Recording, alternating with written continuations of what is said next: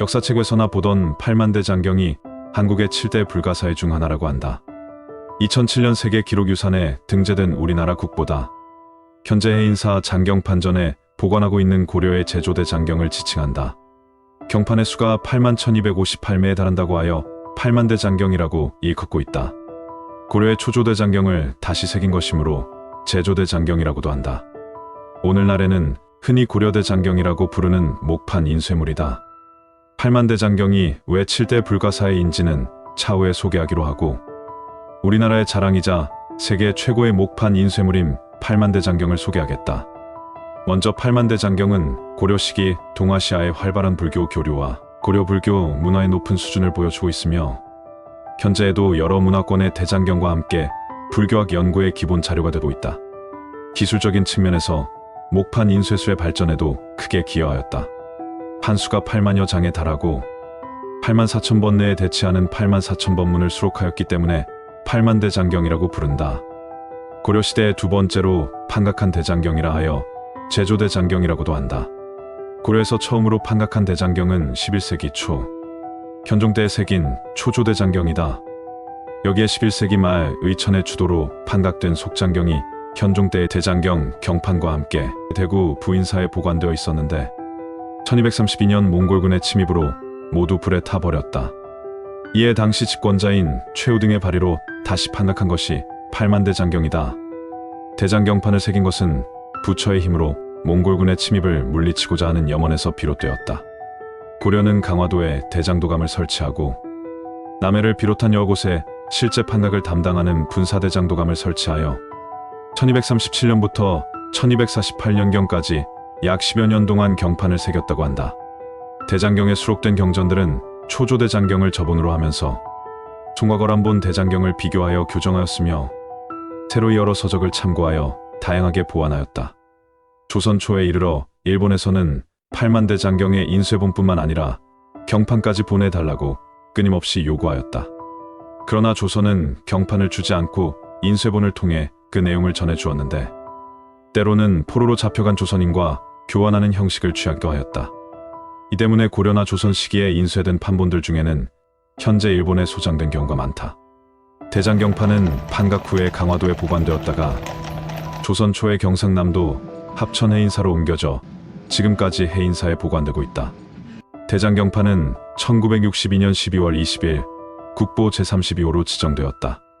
또한 2007년 세계 기록유산에 등재되었다. 유네스코 한국위원회 홈페이지에 따르면 대장경이라는 단어는 석가모니가 일생 동안 설법한 경전과 계율 및 그 내용들에 대해 후대의 사람들이 첨부한 논서, 주석서, 이 원서들을 집대성한 불교 경전의 총서를 가리키는 말이라고 한다. 대장경판은 종이에 불경을 인쇄하기 위해 만들어진 목판이므로 말하자면 국립도서관 불교 섹션을 인쇄판형과 종이 인쇄본 통째로 넣어놨다고 보면 된다. 8만대 장경은 불교를 국교로 받아들인 국가에서 경전 정리 사업으로 진행해 국가별로 여러 판본이 존재하는데, 한반도의 판본은 고려시대에 시작하여 조선을 거쳐 지금에 이르기까지 매우 여러 번 인쇄되었다. 대표적으로 해인사의 수다라장, 다락방과 강원도 평창군의 오대산, 월정사 및 부산의 동아대학교에는 해인사, 대장경판을 인경하여 만들어진 대장경 판본 책들이 소장되어 있으며, 조선 전기 일본의 요청으로 보내준 판본도 꽤 많이 남아있다. 현재까지 대장경판과 인쇄본이 모두 남아 원형을 확인할 수 있는 8만대 장경 중 가장 오래된 것이 고려판 8만대 장경이다. 8만대 장경의 경판 숫자는 1915년 조선 총독부에 의해 처음 81,258판으로 집계되었다. 그 뒤로 대한민국 정부가 1962년 국보 지정 당시 별도의 확인 작업 없이 이 숫자를 그대로 적용하면서 그동안 정확한 수량과 훼손 여부 등을 둘러싸고 논란이 일기도 했다. 이에 따라 문화재청에서는 2000년부터 실시한 해인사 고려대 장경 디지털 영상화 및 기초자료 데이터베이스 사업, 2014년에 수립한 해인사 대장경판 중장기 종합 보존관리 계획에 따른 조사 등을 통해 최종적으로 경판의 숫자가 81,352판이라고 밝혔다. 하지만 이는 일제강점기인 1915년, 1937년에 제작, 추가된 경판 36개가 포함된 수치이다. 목적이 불교 경전 아카이브인 만큼 후대에 집필된 경전이 추가됨은 이상하지 않은 일이다. 일본판 다이쇼 신수대 장경에도 후대에 추가된 경판들이 존재한다. 후대에 추가된 경판들의 문화재적 가치를 두고는 일반인들은 물론 전문가들 사이에서도 의견이 엇갈리는 만큼 학문적, 사회적 합의가 절실하다. 팔만대장경의 인쇄본은 북한의 묘양산에 있는 보현사에 소장되었는데 여기에도 장경판각이 있다. 팔만대장경은 제작 이후 사라질 뻔한 위기를 세 차례 겪었다. 첫 번째는 바로 조선의 태종에서 세종대에 벌어진 일이다. 일본의 다른 다이묘들은 본인들이 불교 신자이기도 했고 동시에 일본 사회의 주요 권력의 축이기도 했던 불교와의 관계를 위해서도 고려가 보유한 이 불교. 일본의 다른 다이묘들은 본인들이 불교 신자이기도 했고 동시에 일본 사회의 주요 권력의 축이기도 했던 불교와의 관계를 위해서도 고려가 보유한 이 불교 경전 컬렉션 팔만대장경에 굉장한 관심을 보였던 것이다. 동시에 일본의 승려들도 요의 대장경을 계승한 것으로 고려대장경이 불경으로서의 정밀도가 굉장히 높다는 점을 인정하고 있었다. 희한하게도 10세기에 처음 목판본이 등장했던 북송이나 거란, 고려와 달리 일본에서는 700년 동안 대장경의 목판을 제작하지 못했다. 팔만대장경의 인경판을 얻지 못한 절에서는 궁여지책으로 인경판을 구해서 일일이 필사하기도 했다. 이미 태조 때의 원료, 즉 무로마치, 막부의 규슈 단다이였던 이마가와 사다요나 갈레이, 하타케야마 요시나리, 심지어 무로마치 쇼군 원도이나 도전, 원희정, 원희고도 고려대장경에 관심을 보여 고려 말기부터 조선 초기까지 여러 번 사신을 보내어 대장경 인쇄본을 요구한 기록이 조선왕조실록에 보인다. 주로 외구 진압 및 고려 조선 측 피로인 송환에 대한 대가로 대장경을 요구하는 경우가 많았고 태종 때에는 인도네시아에서 선물로 받은 코끼리를 가지고 와서 바치며 팔만대장경 경판의 인쇄본을 요청하기도 했다. 오늘날의 주곡후 지방인 스오의 슈고 다이묘인 오우치 씨의 경우 스스로 백제 임성태자의 후손인 도레인 가문으로서 친조선 정책을 취했고 조선 정부에서도 오우치 씨를 백제의 후손으로 인정해서 조선 초기에 상당히 교류가 많았다. 그러던 와중에 조선의 외구 진압의 공적 및 예탄반도 국가인 백제와의 연고를 들어 조선에 꾸준히 팔만대장경판을 달라고 요구했다. 당시 불교가 여전히 중요했던 일본과는 달리 조선은 숭유억불이 기조였기 때문에 받을 수 있으리라고 생각한 것이었다. 이를 파악한 조선 조정에서는 대장경은 나라에서도 귀한 것이라는 연유로 거절하였다.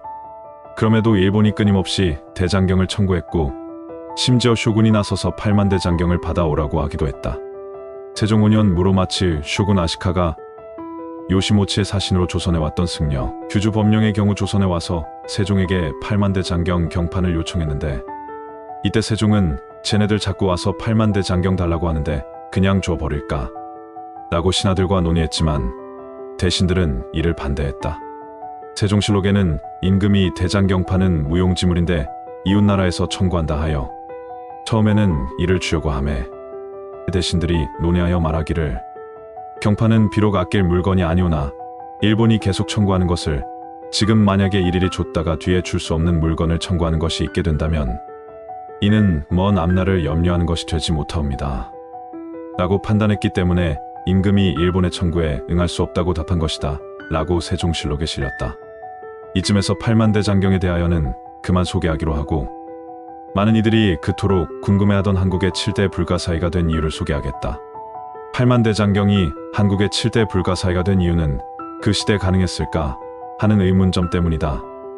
물론 가능했으니 제작을 했고 지금까지 그 증거물들이 잘 보존되어 유네스코에도 등록되었는데 무슨 어그로를 끌려고 할까라는 생각을 하겠지만 그럼에도 불구하고 우리 선조들의 대단한 집념과 의지에 감탄을 하지 않을 수가 없을 듯하다. 먼저 팔만대장경은 16년의 제작 기간 중에 판각 기간만 약 12년 정도가 걸렸다고 한다. 판각이라 함은 나무 조각에 그림이나 글씨를 새기는 것을 뜻한다. 그리고 팔만대장경에 쓰인 나무로 3분의 2가 3번 나무의 목재를 이용했다고 한다. 3번 나무가 쓰인 이유로는 그 시대 주위에 가장 흔한 나무종이면서 재질이 균일하였다는 이유로 3번 나무가 쓰였다고 전해진다. 연도에 따라 판각량은 달랐지만 12년 동안에 81,340여 판, 글자는 5,200만 자 가량을 판각하였는데 과연 그 많은 판각을 어떻게 하였는지 의문이다. 아주 숙달된 각수로 하여금 옛날 방식으로 대장경판을 판각시켜 보았더니 하루에 20여 자를 넘지 못했다고 한다. 이러한 사실을 바탕으로 당시 판각에 참여한 각수를 추정해보면 약 593명이 된다. 그것도 완전 숙달된 고수나 달인들 말이다. 그러니까 593명의 각수가 하루도 거르지 않고 12년 동안 판각만 했다는 이야기인데 이것이 불가사의인 이유다. 593명의 아주 능숙한 각수가 존재했었는지도 의문이다. 그 시절 최고의 달인들만 600여 명이 존재나 했었을까? 아마도 어쩌면 그 시절 최고의 직업이 혹시 각주였지 않았을까 싶다. 그렇지 않고서야 어찌 어쟁이 뜨쟁이도 아니고 완전 달인들만 600명을 모아서 작업을 했겠는가 말이다. 그리고 매년 고르게 판각한 것이 아니어서 어떤 해에는 약 1500명 이상의 각수가 참여했었다는 결론이 나오기도 한다. 여기서 한 가지 더 불가사의는 팔만대장경은 강화도에서 제작되어 그곳의 선원사에 보관되어 있었던 것으로 알려져 있는데 그것이 어째서 현재의 해인사로 오게 되었는지도 불가사의다. 거기에 대한 자료가 많지 않아서 아직까지도 정확하게 알 수는 없다. 여기에는 여러 가지 학설이 있는데 강화도가 아닌 남해나 거제도 등에서 새겨서 해인사로 가져왔다는 주장도 있으나 조금은 신빙성이 떨어진다. 대장경판이 원래 두 벌이었다는 주장도 있다. 이 주장은 한 벌은 남해나 거제도에서 나무를 가져와 해인사에서 새겼고 또 하나는 서해안과 남해안에서 나무를 실어다가 강화도에서 새긴 것으로 보고 있다. 이것은 판각 위치나 옮겨온 경로에 대한 문헌의 기록과도 맞아 떨어지고 있다. 그러나 한 벌을 새기는 것도 많은 국력이 동원되었는데 두 벌이나 만들 수 있었을까 하는 의문이 있다. 그래서 현재도 팔만대장경은 한국의 7대 불가 사이로 남아있는 것이다. 한국의 국보 팔만대장경을 잘 보존하는 것이 무엇보다 중요한 우리들의 과제라 생각하며 영상을 마치고자 한다.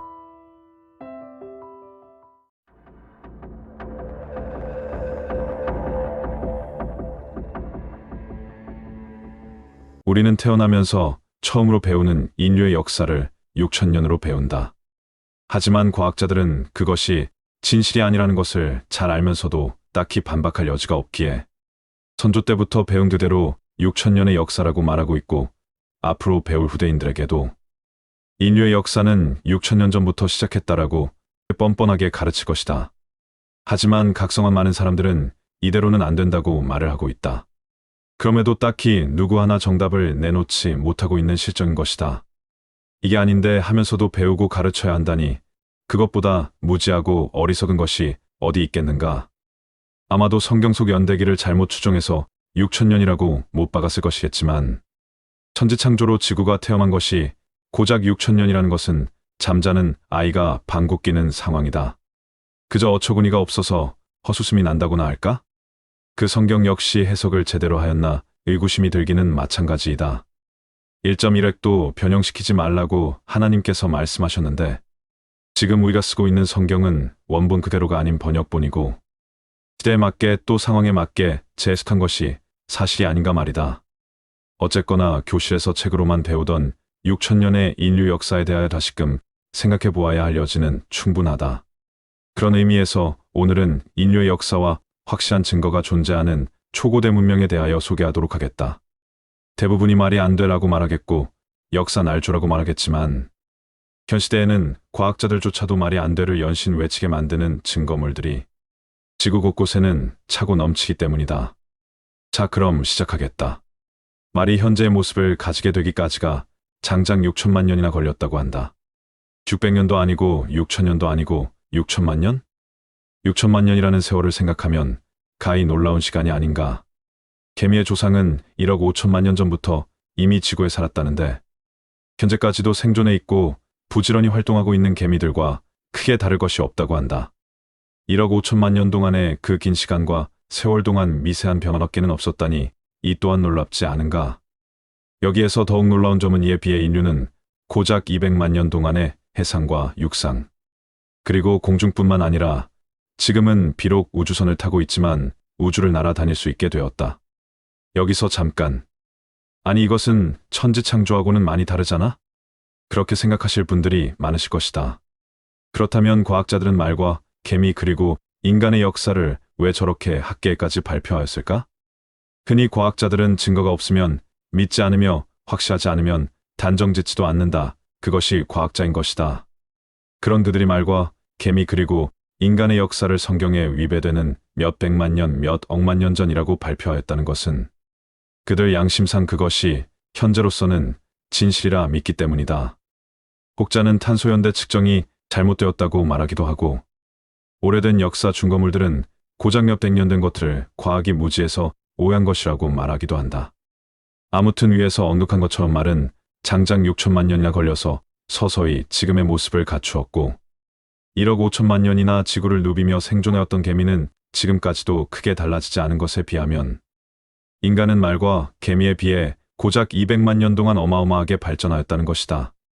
우리 인류의 획기적인 진화로 인한 발전이 선뜻 잘 이해가 안 된다면 인류의 친척쯤 되는 원숭이들을 생각해보면 놀라지 않을 수 없을 것이다. 우리 인간과 거의 유사하며 쉽게 말해 먼 친척이자 뿌리 같다고 알고 있는 침팬치나 원숭이 고릴라 등등을 살펴보자. 그들은 여전히 나무에서 나무로 뛰어다니기 바쁘며 나뭇가지나 돌 등 이런저런 도구를 사용하는 것처럼 보이면서도 몇 백만 년을 거기에 그대로 머무른 채 전혀 발전이 없지 않은가? 이 같은 사실로 보아 인류는 존재가 밝혀지지 않은 다른 어떤 커다란 문명, 즉 인류의 조상보다 수백만 년 앞선 초고대 문명이나 다른 은하의 문명에 의해 특수한 유전적 재산을 물려받았거나 인간에게 진화의 속도가 촉진되어 있도록 처음부터 설계되었다고 밖에는 도저히 설명이 안 되는 것이다. 특히 인류의 기억 속에 남겨진 문명의 잔재를 살펴보면 인류 스스로의 힘만으로 진화해왔다는 데는 많은 의문점들이 생기게 된다. 인류는 19세기에 이르기까지 인류의 역사를 고작 6천년에 지나지 않는다고 생각하고 또 그렇게 배우지 않았던가. 그런데 고대 인도의 브라마는 우주의 존속기간을 43억 2천만 년으로 계산하였다. 43억 년은 지워버린다고 해도 뒤에 있는 2천만 년이란 시간이 어디 장난냔 말이다. 하물며 43억 2천만 년이라니. 또 다른 레바논의 드루스파는 우리가 알고 있는 천지창조의 시작을 34억 3천만 년 전으로 설정하고 있다. 왜 그렇게 설정하였을까? 성경을 문자 그대로 읽고 이해했다면 감히 저런 숫자는 나올 수 없었을 텐데. 그렇다면 드루스파가 잘못 알고 있었거나 종이책인 성경이 말하는 연대기를 우리가 잘못 알고 있다는 말이 된다. 성경의 천지창조가 우리가 알고 있는 6천년이 아닌 수억 년이 진실일 수도 있다. 그리고 더 의아한 것은 고대 이집트인들이 63만 년 동안의 천체 관측 기록을 계속하였다고 하는데 이게 말이 된다고 생각하는가? 1만 년이라고 해도 갸우뚱할 텐데 63만 년 동안 천체를 관측했다고? 그렇다면 우리가 배운 동굴에서 돌주걱을 사용했던 인류는 무엇이란 말인가? 이집트는 63만 년 전부터 천체를 관측할 정도로 발전했다는데 그럼 우리 조상들은 너무 게으른 것이 아니었나 싶다. 더욱 분발 좀 하시지. 다시 진중하게 이야기를 이어가겠다. 고대 그리스의 천문학자 하파프코스는 아시리아의 연대기는 27만 년 전으로 소급된다고 하였다.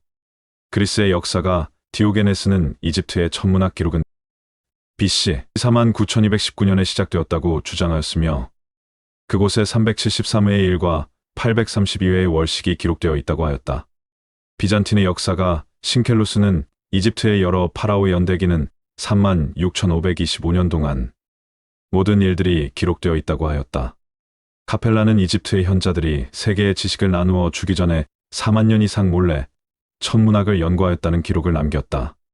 바빌로니아의 태음력과 이집트의 태양력의 시작은 기원전 1만 1542년에 일치되어 있다. 인도의 달력은 기원전 1만 1652년부터 시작되었다. 또한 플라톤에 의하면 아틀란티스가 가라앉은 시기는 기원전 9850년이라고 했는데 조로아스터교의 책에는 시간의 시작이 기원전 9600년에 있었다고 하였다. 보통 우리가 역사책에서 배우는 것은 나일강 유역에 최초로 국가가 세워진 연대를 4000년으로 알고 있다. 그러나 그리스의 역사가 헤로도투스와 동시대 사람들은 1만 7000년 전의 것으로 보이는 이집트의 고문서를 보존하고 있다고 하였다. 게다가 이집트의 역사를 서술한 이집트의 신관 마네토는 그의 저서에서 기원전 1만 7000년보다 훨씬 오래된 책에 대하여도 언급하였다. 그리고 비잔틴의 역사가 스넬리우스는 이집트의 신관들이 3만 6512년이라는 오랜 세월에 걸쳐 쓴 고대연대기라는 고문서에 대해서도 썼다. 이러한 사실을 허무맹랑하다고 생각할 수도 있다. 약 5만 년 전에 인류가 벌써 문자를 사용하고 있었다는 말이 되기 때문이다. 뿐만 아니라 문자가 사용되기 위해서는 어느 정도 문명이 번창하지 않으면 안 되기 때문에 더욱 놀라운 것이다. 분명 우리는 현 인류의 문명의 역사는 고작 6천년밖에 되지 않았고 그 이전의 역사는 역사라고 할 수 없는 원시 상태였다고만 배워왔다. 그러나 인류의 역사가 얼마나 오래되었나에 대하여는 아직도 아무도 모른다는 사실이다. 이러한 증거들은 최소한 인류의 문명이 우리가 생각하고 있었던 것 이상으로 오래되었음을 입증한다. 또한 잊혀진 문명의 잔해들이 보여주는 문명 발달의 정도는 현대 인류에게 과거에 대한 깊은 관심과 정확한 인식을 요구한다. 현재보다 훨씬 발달한 문명이 고대에 존재했었고 어떤 이유로 일순간에 멸망해버렸다는 증거들이 곳곳에 남겨져 있기 때문에 적어도 현대 인류가 6천년 동안 이렇게 온 문명의 성과에 대해 오만해져서는 절대 안 된다는 경고를 고대 문명에서 읽을 수 있다. 즉 현재의 인류 문명 이전에도 고도로 발달했던 고대 문명이 다수 있었다는 것이고 우리는 그 후예들이란 것이다. 그럼 그 문명의 출발은 어디서부터 왔을까? 그의 답은 어쩌면 지구가 아닌 외계에서 찾아야 할지도 모르겠다. 우리가 태어나서 처음으로 배우는 우리 인류의 역사는 고작 6천년에 불과하다. 하지만 앞서 언급했던 것처럼 바빌로니아의 태음력과 이집트 태양력의 시작은 기원전 1만 1542년에 맞춰져 있다. 또한 인도의 달력은 기원전 1만 1652년부터 시작된다. 이것은 누가 봐도 초고대 문명의 존재 가능성을 여실 보여주는 대목이다. 또한 인도에는 흑파고다라는 이름의 사원이 있는데 높이가 무려 75m이며 지붕은 2000톤이 넘는 돌로 만들어져 있다. 이 같은 무게의 돌을 들어 올리려면 현재의 기중기보다 10배 이상의 힘이 필요하다고 한다. 특히 1532년에 제작된 오론티피나우스의 지도에는 남극대륙이 그려져 있다. 남극대륙은 BC 4000년경부터 얼음에 뒤덮인 것으로 분석되기 때문에 이 지도의 원본은 남극대륙이 얼음에 뒤덮이기 전에 제작되었을 가능성이 몹시 크다. 즉 BC 4000년 이전에 제작된 지도의 원본을 보고 오론티가 복사했을 가능성이 크다는 것이다. 고대 수메르의 유적인 셀레우키아의 폐허에서 고고학자들은 높이 10cm의 점토로 만든 작은 그릇을 발견했다. 그런데 이 그릇 속에는 산성에 의해 부식된 철제 정극과 납땜으로 용접된 구리로 만든 실린더가 들어있었다. 이는 현대의 배터리와 유사한 구조다. 아직도 지구 곳곳에서는 우리가 미처 알지 못했던 수많은 유물들이 발견되고 사장되기도 한다. 그 속에는 우리 인류가 만들지 않은 아니 만들지도 못할 엄청난 발전을 필요로 하는 유물들이 발견되기도 한다. 무조건 아니다, 가짜다 라고만 외칠 것이 아니라 정확한 팩트를 알고 대처해야 하지 않을까 싶다. 그러기에는 아직 갈 길이 멀기는 하겠지만 조금씩 역사를 밝혀가다 보면 언젠가는 그 진실을 마주하지 않을까 싶다. 어쩌면 많은 사람들이 말하는 초고대 문명의 잔재들일 수도 있겠지만 그 양들이 너무나도 방대하고 엄청나 한 번에 소개하기에는 힘들 듯하여 다음 기회가 주어진다면 열심히 준비하도록 하겠다. 오늘은 세계의 수많은 미스테리 중 하나로 자주 언급되는 이집트 문명에 대하여 소개하겠습니다. 이집트의 놀라운 문화유산은 피라미드를 비롯한 다양한 유적에 있습니다. 먼저 스핑크스는 그리스 신화에도 등장합니다. 스핑크스는 본래 유명한 그리스 신화인 수수께끼의 스핑크스 이야기에서 유래했습니다. 하지만 그리스가 아닌 지역에서도 사람과 사자가 섞인 동물의 유물은 이집트나 메소포타미아, 페르시아, 동남아시아 등에서도 잘 나타납니다. 이 유물들은 지역 고유의 신이나 괴물을 묘사한 것이었으나 기록이 소실되고 이후 재발견되면서 모조리 스핑크스라는 이름을 붙이게 되었습니다. 이 이집트의 스핑크스에 관한 유래로서는 비극적인 영웅 오이디푸스는 스핑크스가 낸 수수께끼를 풀어 그리스를 구했다는 유명한 신화가 그 출발점입니다. 찬란한 문명을 자랑하던 그리스는 당대의 이집트에 비교한다면 감히 비교 불가인 한참이나 떨어지는 문명이었습니다. 헤로도토스가 쓴 인류 최초의 역사서에는 이를 뒷받침해주는 아주 재미있는 기록이 쓰여있어 소개합니다. 그리스인이 이집트인과 만나 이렇게 대화를 했습니다. 우리는 3대 앞의 조상이 신이다. 그러자 이집트인들은 이렇게 말했습니다. 나는 20대를 올라가도 인간이다. 이 기록은 이집트의 역사가 그만큼 오래되었음을 의미합니다. 또한 당시에 이미 수백 년에서 수천 년에 걸쳐 이집트의 문명이 그리스를 앞서 있었음을 의미할 것입니다. 하지만 아쉽게도 오늘날 그리스의 역사에 비해 이집트에 대한 기록은 거의 찾아보기가 어렵습니다. 그것은 영국과 프랑스를 비롯한 유럽의 제국주의에 의해 이집트의 많은 사료가 많이 훼손된 탓이 크고 지리적인 이유로 이집트의 고대 문명의 연속성이 이어지지 못한 채 단절된 까닭도 한 못했을 것입니다. 당대 그리스인들은 이집트에서 피라미드와 스핑크스를 본 뒤 무척이나 놀랐습니다. 우수한 건축술을 자랑하던 그리스인들조차도 이 경이로운 건축과 조형물을 만든다는 것은 불가능한 일이었을 테니까요. 그들 중 일부는 피라미드와 스핑크스에 실제로 들어갔다는 기록을 남기기도 했는데요. 그 기록들은 후대의 고고학에서 매우 중요한 증거 자료로 사용되고 있습니다. 그래서 오늘은 그리스인들이 남긴 기록을 바탕으로 스핑크스와 피라미드에 숨겨진 비밀 공간이었던 미궁에 대하여 설명해 드리겠습니다. 인류 최초의 역사서인 헤로도토스의 역사서에는 작가 본인이 직접 관찰한 기원전 500년경에 이집트를 다녀온 뒤 경외감이 넘치는 어조로 사실적이고 정교하게 서술하고 있습니다. 피라미드와 스핑크스에 대해 이미 들은 적이 있던 헤로도토스는 실제로 이를 목격한 뒤 숭고함마저 느꼈다고 기록했습니다. 도저히 인간이 만들었다고는 상상할 수 없는 건축물이었기 때문이죠. 흥미로운 것은 그가 남긴 기록에는 지금은 사라지거나 아직 피라미드 밑 어딘가에 묻혀있을 거대한 미궁에 대한 기록입니다. 이집트의 12왕이 공동으로 건설하였다는 미궁은 피라미드나 스핑크스보다도 더욱 압도적인 건축물이었다고 합니다. 피라미드 역시 당대 최고의 건축수를 자랑하던 그리스 건축물 수 10개를 합쳐놓은 것보다 훨씬 거대한 크기의 건축물이었는데 이 미궁은 그러한 피라미드를 한참이나 능가하는 것이었으니 그리스인들이 이집트 문명을 두려워할 수밖에 없었을 것입니다. 헤로도토스의 기록에 따르면 미궁은 2층 구조로 되어 있으며 무려 3,000개의 방이 존재했다고 서술하고 있습니다. 그는 이 미궁을 직접 둘러볼 수 있는 영광을 누렸기 때문에 누구보다 정확하고 공정하게 기록을 남길 수 있었습니다. 그의 기록에 의하면 미궁의 구조는 무척이나 복잡하고 거대했으며 또한 건물이 끝나는 지점인 구석에는 90m가 넘는 스핑크스와 무려 당대의 최고 높이를 자랑하는 150m의 피라미드가 서로 연결되고 있었다고 기록에 남아 있습니다. 헤로도토스의 역사서에 대해 주목할 만한 것은 그가 직접 들은 것과 겪은 것을 정확히 구분하여 서술했기 때문에 이 미궁에 대한 기록은 신빙성이 매우 높은 것으로 여겨집니다. 또한 흥미로운 것은 기원전 1세기경 그리스의 역사가 디오도르스까지도 이 미궁에 대하여 기록하고 있다는 것입니다. 심지어는 로마의 역사 속에서도 이와 비슷한 유적에 대한 기록을 남기기도 하였습니다. 역사적으로 이 미궁이 존재했다는 것은 틀림없는 사실일 것입니다. 문제는 피라미드와 스핑크스가 연결된 그 어마어마한 크기의 미궁의 흔적을 현재는 전혀 찾아볼 수 없다는 것입니다. 과연 그 유적은 어디로 사라진 것일까요? 1991년 로버트 쇼크 박사는 지진 탐지를 이용하여 스핑크스 부근을 정밀히 조사하였습니다. 큰 쇠망치로 철판을 두드려 진동을 분석하는 방식을 사용하였습니다. 이 탐사 과정에서 놀라운 사실이 발견되었습니다. 바로 스핑크스의 좌우 발 부근 지하에 텅 빈 정방향 공간이 있다는 사실이 밝혀진 것입니다. 이를 통해 스핑크스와 피라미드의 사이에 있을 비밀 공간들이 속속들이 발견되기 시작했습니다. 1995년 스핑크스를 복원하던 노동자는 우연히 스핑크스 측면에 지하로 연결되는 터널을 발견하였습니다. 하지만 이집트 당국에 의해 이 터널은 봉인되었고 추후 이 사실에 대한 더 이상의 발표는 없었습니다. 이외에도 1996년 스핑크스의 앞부분에서도 지하 공간이 발견되었습니다. 연달아 발견되는 새로운 지하 공간의 발견은 헤로도토스의 미궁을 연상케 하였습니다. 사막의 모래 아래에 피라미드와 스핑크스를 연결하는 거대한 미궁이 존재하고 있을지도 모른다는 고고학자들의 추측이 있었던 것입니다. 만약 이것이 실제로 발견된다면 역사적으로도 상당히 중대한 의미를 지닐 것입니다. 어쩌면 피라미드와 스핑크스보다 훨씬 더 앞선 기술이 고대 문명에 존재했었음을 뜻하는 것이기 때문이었습니다. 헤로도토스의 기록에 따르면 미궁은 하나의 커다란 돌로 모든 것들이 조각되었다고 합니다. 돌과 돌을 잇는 틈이 전혀 보이지 않았기 때문입니다.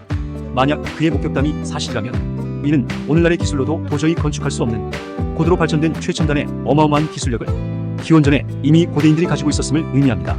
현대의 과학이나 고고학은 이를 어찌 받아들여야 할까요? 하지만 스핑크스와 피라미드에서 새로운 공간이 계속해서 발견되자 이집트 당국은 지하 공간의 발굴을 봉쇄했습니다. 그들은 지하 공간이 새롭게 발견되는 것도 역사상 최대의 미스테리인 미궁이 발견되는 것 역시 표면적으로는 크게 달가워하지 않는 것 같습니다. 이 때문에 의도적으로 이집트 정부가 지하 공간에 실체를 숨기고 있다는 음모론이 등장하기까지 했으니까요. 그렇다면 이집트 정부는 어떠한 이유로 발굴을 봉쇄했던 것일까요? 잠깐 여기서 스핑크스와 관련된 이야기 하나 들려드리겠습니다. 스핑크스는 매우 유려하게 조각된 얼굴을 갖고 있는 최고의 건축물 중 하나입니다. 그리스인들도 감탄할 만큼 스핑크스의 얼굴은 해부학적으로나 미적으로 모두를 놀라게 할 만큼 탄탄한 이해를 바탕으로 하고 있었습니다. 그런데 오늘날 스핑크스의 얼굴은 거의 훼손되어 얼굴의 윤곽만을 겨우 알아볼 수 있을 뿐입니다. 스핑크스의 코와 안면부는 도대체 왜 훼손된 것일까요? 그 이유는 나폴레옹이 이집트를 점령했을 당시 병사들은 스핑크스의 코와 얼굴을 겨냥해서 사격 연습을 하였던 것으로 알려져 있습니다. 그것은 아마도 자신들보다 미지했던 문명인들이 만들어 놓은 거대한 건축물을 쉽게 인정하고 싶지 않았거나 그것들을 우습게 보고 훼손할 마음이 컸던 탓일 것입니다. 그렇게 이집트의 거대 건축물들은 유럽인들의 표적이 되었을 것입니다. 근데 초기 유럽인들은 이집트의 유적을 제멋대로 도굴하고 훼손하였으며 그 과정에서 다양한 유적들이 파괴되었습니다. 따라서 이집트 정부가 미궁의 발견을 막는 것도 어쩌면 보호 차원에서 당연한 일일지도 모릅니다. 물론 현대 과학자나 고고학자들이 근대 초기의 유럽인들처럼 야만적인 약탈을 할 가능성은 매우 적지만 그럼에도 불구하고 이 발견은 매우 조심스러운 일일 것이기 때문입니다. 그 때문에 이집트의 미궁은 앞으로도 발견될 일이 없는 듯합니다. 그렇다면 과연 그 건축물은 어떤 공법을 통해 만들어진 것일까요? 또한 그것을 만든 최고의 기술을 가진 자들은 과연 누구였을까요?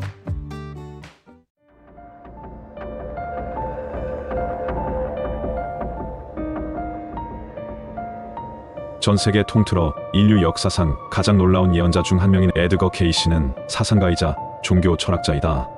또한 그는 잠자는 예언가로 유명한 미국의 인물이다. 1877년 3월 18일 켄터키 주 호킨스빌 교회의 한 농가에서 태어났으며 어렸을 때부터 초감각적 시각을 보였다고 한다. 그는 어렸을 때부터 혼자 놀거나 돌아가신 할아버지의 영혼과 놀고 있었다고 한다. 그러나 그 힘을 이끌어내는 방법을 모른 채 중학교 과정인 8학년을 마친다. 고등학교 과정을 거칠 돈이 부족하여 농장의 일꾼과 구두방 점원, 그리고 서점 직원과 보험, 영업사원 등을 전전하며 다양한 일을 했다. 24세 때 갑자기 목소리가 나오지 않는 실어증에 걸려 최면요법을 받게 되었고 그때부터 자신의 영능력을 발견하게 되었다고 한다. 학교 교육은 8학년을 마친 것이 전부였지만 최면 상태에서의 그는 난해한 의학 용어들을 줄줄이 말하며 심지어 적절한 치료 방법까지 알려주어 수많은 난치병 환자들을 구하기도 했다. 그의 이러한 예언은 대부분 리딩 상태인 최면 상태에서 무의식적으로 말하는 것을 옮겨 적은 것들이 전부이다. 어른이 된 케이시는 자신의 능력을 다른 사람들을 돕기 위해 사용하기 시작했고 케이시가 유명해지자 그를 찾아오는 사람들은 많아졌지만 역시 그를 통해 돈을 벌려는 사람들도 많았다. 케이시는 자신의 능력은 남을 돕기 위해서 사용할 때에만 정확하다는 판단을 내리게 되는데 자신의 영리를 위한 리딩은 모두 실패로 돌아갔기 때문에 자신의 능력은 타인을 위해 신이 자신에게 허락한 특별한 선물이라는 결론을 내렸다고 한다. 현재까지도 미국이 낳은 20세기 최고의 영각자로도 불리는 그는 수많은 리딩을 통하여 자신이 알지 못하는 여러 일들에 대해서 놀라운 정보를 세상에 제공했다고 한다. 특히 1910년에는 글도 읽지 못하는 사람이 최면 상태에서 의사가 되다라는 제목으로 뉴욕타임스지에 기사가 실린 이후 의사와 과학자들에게 많은 비판을 받았지만 그와는 별개로 수천 명의 난치병 환자들이 그에게 도움을 구하였고 치료받았다고 한다. 그 중에는 뇌졸중으로 쓰러진 윌슨 대통령도 있었다고 하니 그가 결코 헛된 사기꾼은 아니었다는 말이 된다.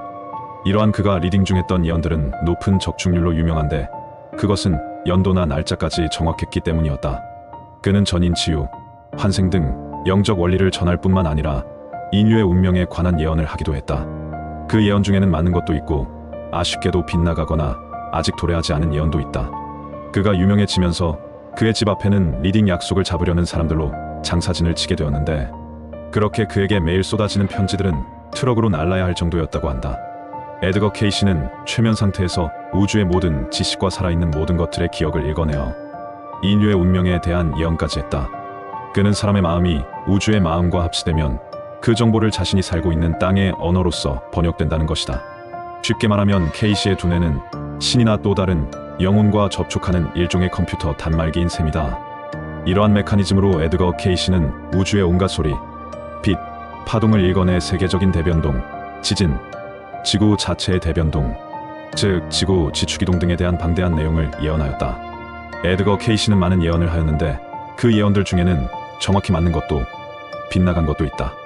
그는 현재의 경험과 추세로 미래를 예측할 수 있지만 때로는 그 경향이 바뀌기도 한다고 말했다. 이 말인 즉 예언이란 100%란 없다는 이야기가 되며 얼마든지 변동 가능하다는 이야기다. 이 이치를 잘 모르는 그의 추종자들은 맞는 예언에만 환호했고 비판자들은 틀린 예언들만 입에 올렸다. 다음은 에드거 케이시가 쓴 윤회의 비밀에 기록된 것 중 일부를 소개하겠다. 1. 유럽에서 가축을 죽음에 이르게 하는 질병이 만연하고 이는 다시 미국 서부 지역으로 확산된다. 사람들은 질병이 더 크게 확산되기 전에 수백만의 가축을 도살하고 수각한다. 2. 펜실베니아 알렌타운의 생물물리학자들은 인간 수명을 좌우하는 유전자의 비밀을 풀어낸다. 3. UFO가 미국 캘리포니아 남부 모하비 사막에 불시착하고 구조된 외계인은 용자리 성좌의 한 행성이 바로 악마가 지배하는 지옥의 실체라는 유언을 남긴다. 4. 고고학자들은 사해에서 예수님의 형제라고 주장하는 제임스라는 남자가 저술한 두루마리 책을 발견한다. 2001년 예수님이 미국에서 재림하지만 믿지 않아 이들에 의해 고난을 받고 숨을 거둘 것이다. 5. 미국 주식시장이 붕괴로 수천 명의 대형 주자가들의 펀드가 몰락한다. 그러나 이는 중산층의 부흥을 예고하는 전조가 된다. 6. 길거리에서 흔하게 발견되는 잡초가 알레르기 환자들에게는 특효약으로 등장한다. 그러나 이 약은 모르핀보다 더 지독한 중독 증세로 무리를 일으킨다. 7. 두 명의 미국 재벌이 거액의 재산을 사회로 환원의 구호 활동에 나선다. 한 명은 미디어 재벌, 다른 한 명은 소프트웨어의 전자 관련 재벌로 이들의 기부금은 모든 미국인들의 의료비를 충당하고도 남는다. 8. 소련에서 공산주의가 붕괴된 후에 각 민족들이 독립될 것이다. 그 외에도 세계대전의 발발과 대공황을 예견했고 광우병과 소련 해체를 정확하게 예언했으며 일본, 유럽, 극지방의 지각변동 등에 대하여도 중요한 예언을 했는데 일본의 대부분은 바다 속으로 침몰한다고 예언했다. 여기에는 특이하게도 반드시라는 전제 조건이 붙는다고 한다. 이외에도 유럽의 북부는 눈 깜짝할 사이에 변화될 것이다 라고 예언한 것이 지금 기상이변과 놀랍도록 맞아떨어지고 있다. 그가 한 예언을 좀 더 살펴본다면 아메리카 대륙이 갈라지라는 놀라운 예언이다.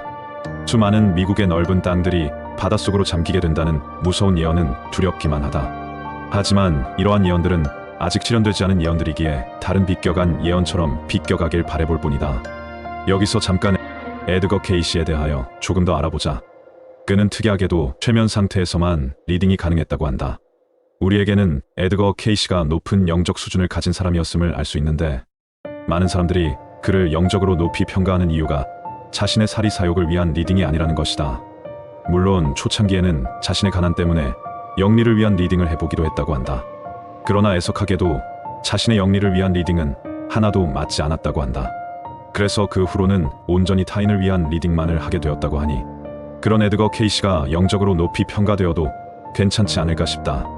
에드거 케이시는 리딩 후 최면에서 깨어나면 그 내용을 전혀 기억을 하지 못했는데 보통 그의 리딩은 아내인 에반스가 주도하였고 비서가 기록하였다고 한다. 특이하게도 그의 리딩은 고민이나 고통이 큰 사람일수록 효과가 크게 타나났다고 하니 그 역시 미스테리이다. 에드거 케이시의 최면 치료 중 흥미로운 사례가 있어 소개해본다. 정신이 온전하지 못한 소녀의 이야기이다. 에드거 케이시가 최면 상태에서 리딩을 해보니 그녀의 숨은 사랑니가 뇌신경을 누르고 있었고 사랑니를 제거하면 될 것이라고 해서 사랑니를 제거하니 소녀의 정신은 바로 돌아왔다고 한다. 누가 사랑니 하나 때문에 뇌가 망가져서 정신병자가 되리라고 생각이나 했겠는가? 이렇듯 최면 상태는 에드거 케이시의 몸에 다른 영혼 즉 신의 개입이 아닌가 의심해볼 만하겠다. 그렇지 않고서야 잠만 잔다고 하여 어찌 타인의 고통을 알며 그 해결 방법까지 알 수 있겠는가 말이다. 어쨌든 이빨이 뇌에 영향을 줄 수 있음을 그때 처음 알게 되었다고 한다. 에드거 케이시는 본격적으로 자신의 초능력을 발휘하기 시작한 것으로 알려졌다. 에드거 케이시가 예언한 것 중 대표적으로 맞아들어간 것은 소련의 몰락과 세계 2차 대전 등이 있다. 그 시대 발명왕 토마스 에디슨을 비롯해 각계 유명인사들이 에드거 케이시를 찾았던 것으로 알려졌다. 그는 1931년 명상, 초감각의 메커니즘, 영적 치유와 꿈의 해석과 사후 세계 연구를 목적으로 한 연구계몽협회를 설립하였다. 여기에는 그 유명한 윌슨 대통령과 토마스 에디슨 등이 고객이었다고 한다. 에드거 케이시는 살아생전에 약 5천여 명의 환자들을 상대로 리딩을 하였다고 한다. 그렇다면 그의 예언에 대하여 좀 더 세밀하게 들여다보도록 하자. 제일 먼저 북미 대륙에서 일어날 변화에 대하여 알아보자. 에드거 케이시는 특히 아메리카 대륙에서 벌어질 변화의 모습을 소상하게 알려주었는데 가장 충격적인 예언은 로스앤젤레스, 샌프란시스코, 뉴욕시의 파괴에 대한 내용이다. 그는 로스앤젤레스, 샌프란시스코의 대부분은 뉴욕보다도 훨씬 먼저 파괴될 것이며 또한 미합 중국 동해안의 대부분은 서해안 지역이나 중부 지역과 마찬가지로 혼란에 빠질 것이다 라고 여러 번 말했다고 한다. 심지어 미국 서부는 갈라질 것이라고 예언하기도 했다. 한편으로는 지구 전체의 대이변으로부터 안전한 지역에 대해서도 언급하기도 했다. 수년 내에는 대서양과 태평양에 각각 육지가 나타날 것이다. 그리고 많은 나라에서 현재 해안선으로 되어 있는 대부분의 지역이 해저가 될 것이다. 현재 뉴욕주의 해안지대 혹은 뉴욕시 자체도 대부분 소멸될 것이다. 그러나 이것은 다음 세대에 일어날 것이다. 한편 남과 북쪽의 캐롤라이나 주와 조지아주의 남부도 소멸될 것이지만 이것은 훨씬 빨리 일어날 것이다. 그리고 버지니아 자치지역은 오하이오주, 인디애나주, 일리노이주 및 캐나다 남부와 동부 지역의 대부분과 함께 안전한 지역에 포함된다. 서부의 대부분은 기타 많은 지역과 마찬가지로 혼란이 발생할 것이다라고 예언했다. 또한 그가 한 예언 중에서는 사라진 대륙 아틀란티스가 있는데 플로리다 연안과 해수면에서 아틀란티스 사원의 잔해가 발견될 것이라고 했다. 특이하게도 에드거 케이시는 20여 년 동안 약 700번 이상을 아틀란티스에 대해 언급하였다고 한다.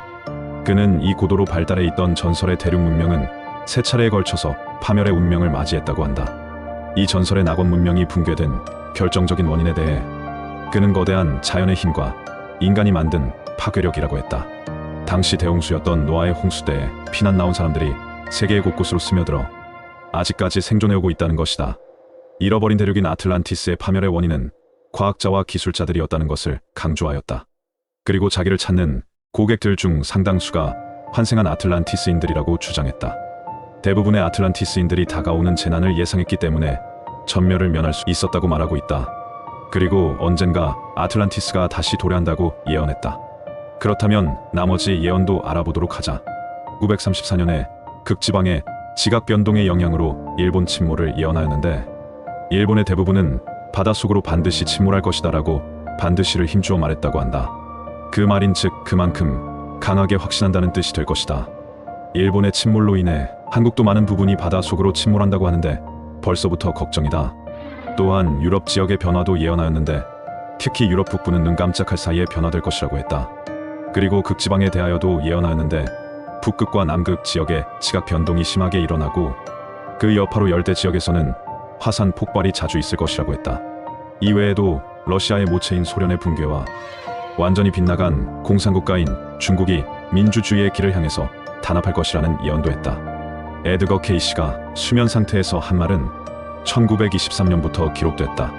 남아있는 예언만도 1만 4천 건에 이른다. 케이시의 예언 중 1929년 주식시장 붕괴와 대공황, 세계 2차 대전과 소련의 몰락에 관한 것은 모두 적중했다. 그는 이외에도 전설의 대륙 아틀란티스가 실존했다고 믿었고, 남극과 북극의 위치가 뒤바뀌고 대형 지진이 발생해 캘리포니아 주가 물에 잠길 것이라고 예언했다. 이토록 무시무시한 수 많은 예언들을 남긴 에드거 케이시는 그가 평생에 걸쳐 행한 14,216건의 라이프 리딩 기록은 버지니아 비치에 있는 ARE 연구개발협회에 보관되어 있다고 한다. 우주의 신과 같은 심령과 통하는 능력을 가진 에드거 케이시. 그는 찾아오는 이의 건강과 행복을 위해 최면 상태에 들어간 후 그들의 전생 기록을 읽고 처방하는 이타행 다싱을 실천한 초능력을 가진 예언자였다. 그의 수많은 예언이 적중했지만 빗나간 것들도 많았기 때문에 아직 이루어지지 않은 무시무시한 예언들은 그저 현실이 아닌 꿈이길 바람하며 좋은 예언만 모두 이루어지길 바람해본다.